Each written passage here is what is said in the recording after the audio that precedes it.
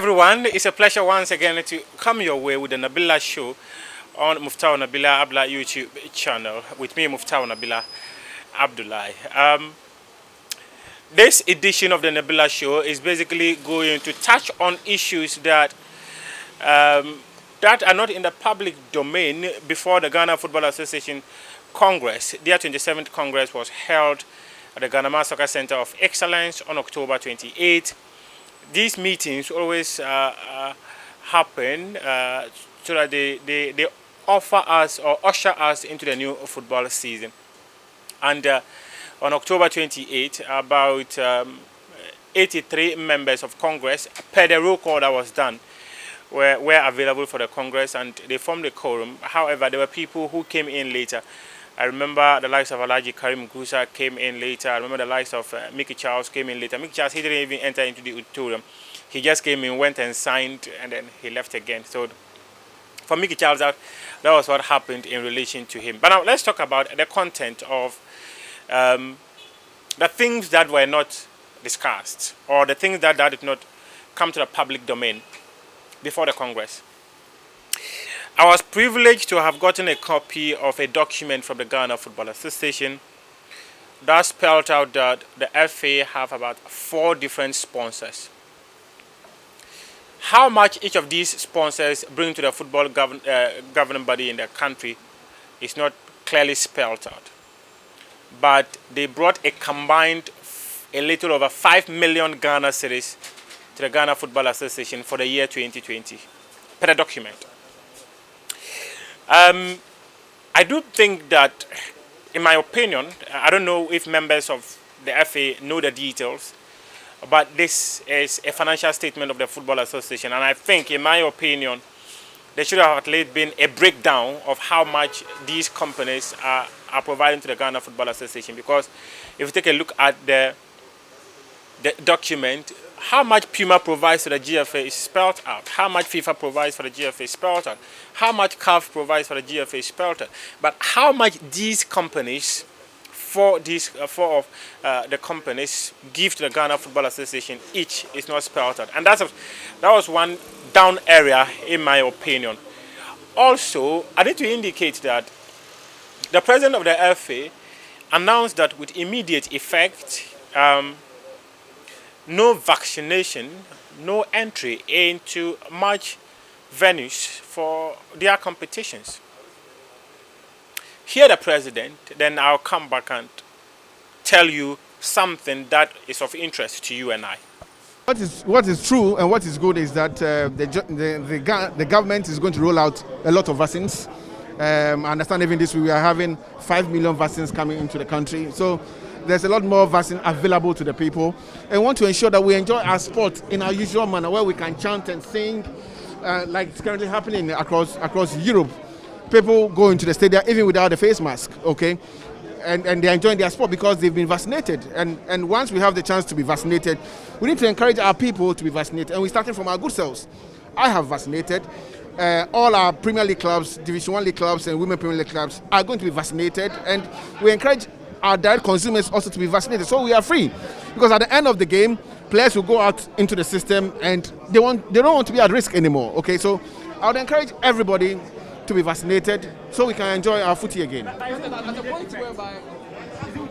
It is with the immediate effect. Players are being vaccinated as we speak.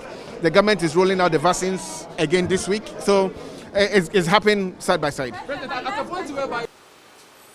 Okay, so the president says that it is for the betterment of the football community. I perfectly agree.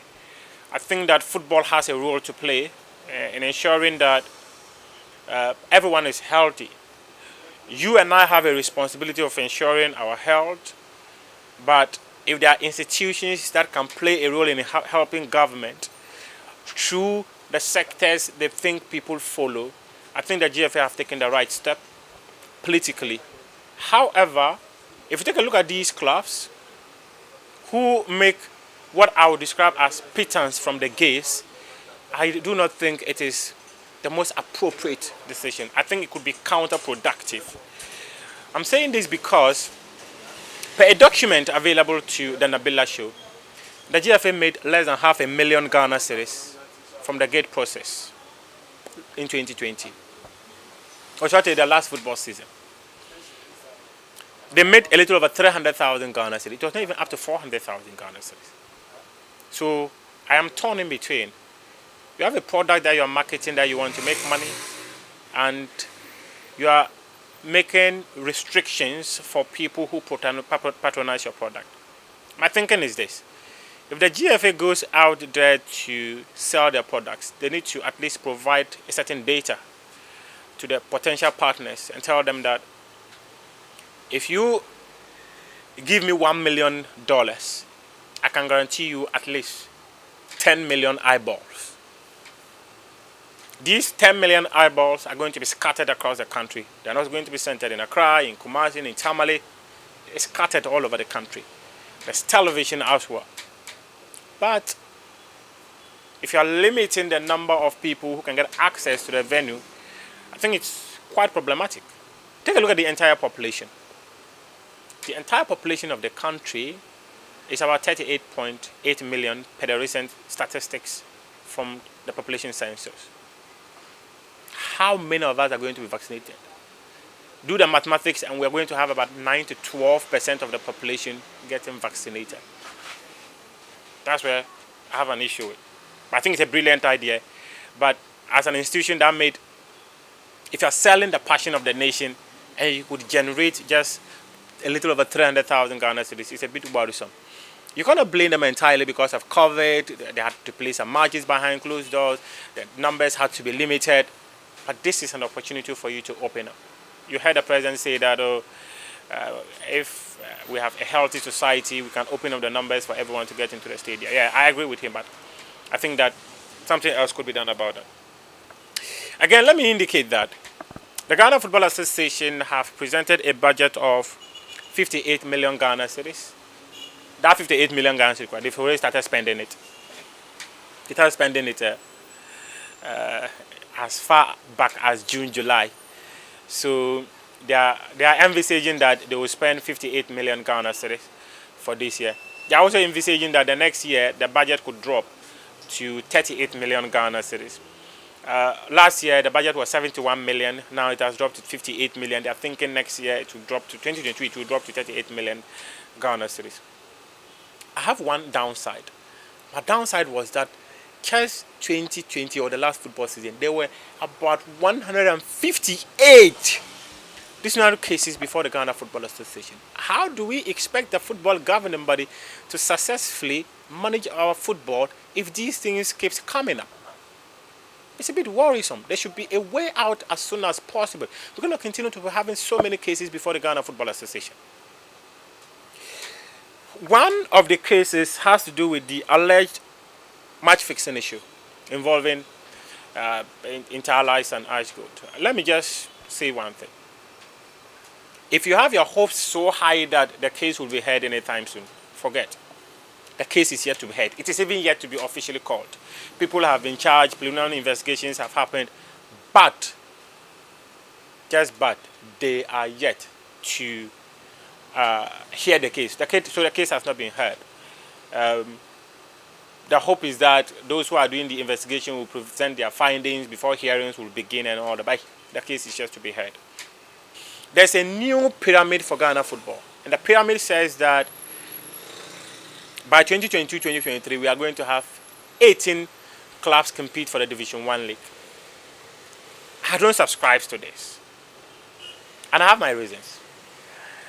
My reason is that, are we saying that by 2022-2023, the current number of Division 1 clubs, which are 48, 30 clubs are going to be demoted for only 18 clubs to compete? What is going to go into that? I tried understanding the explanation that was offered by the Secretary General of the Ghana FA, Prosper Harrison-Ado, and I hope he will do that again for me to have a better understanding. Because I don't see how at the end of the season you're going to have about 30 clubs demoted. Yes, you would need to appreciate the efforts being put together by the football governing body to provide competitions for their members, regional leagues and what. But the Division 1 league is a competition that ushers people into the Premier League. And if it is that you compete and you're going to have 6 clubs from Zone 1, 6 clubs from Zone 2, 6 clubs from Zone 3, making it 18 clubs for a Division 1 league, well, I hope there's a better explanation to it than what I know. Because I think that it will be quite unfair to these investors who pump in a lot of money into it. These are some of the just the things that I like to share with you here on the Nabila Show. It's been always a pleasure coming your way. Continue to patronize the Nabila Show. We have a lot of stuff coming up, and we'll be sharing them with you as and when we lay our fingers on them. Just before I go, the new auditor of the Ghana Football Association, previously, the FA were audited by government. Now, there's a new auditor called Tilly Under. The FA paid them 45,000 Ghana cedis to audit their work. You heard that right, 45,000 Ghana cedis to audit their work. Thanks very much for your company. Continue to enjoy the rest of our program. Tell a friend to tell a friend that here is the home of exclusivity. We appreciate your time.